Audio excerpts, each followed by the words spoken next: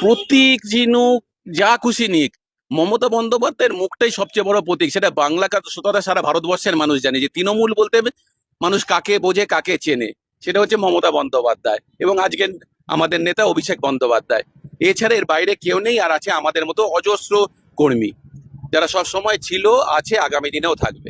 আজকে ভোটে বিপর্যয়ের পরে, সে যে কারণেই বিপর্যয় হোক, বিপর্যয় তো হয়েছে, তারপরে অনেকেই অনেককে বলছে আমি এটা জানতাম না, সেটা জানতাম না। আজকে যদি রেজাল্টটা ঠিক উল্টো হতো না, সবাই দেখতেন এই দিদির পায়ের সামনে আর অভিষেক বন্দ্যোপাধ্যায়ের পায়ের সামনে হুমড়ি খেয়ে পড়ে থাকতো।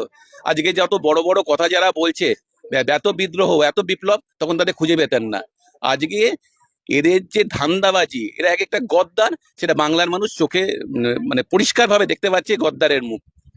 এতে তৃণমূল কংগ্রেসের কিচ্ছু এসে যায় না। মমতা বন্দ্যোপাধ্যায়, অভিষেক বন্দ্যোপাধ্যায় তৃণমূল কংগ্রেসের শেষ কথা, এবং কর্মীরা সঙ্গে আছেন। দল আবার সামনের দিনে বিকশিত হবে।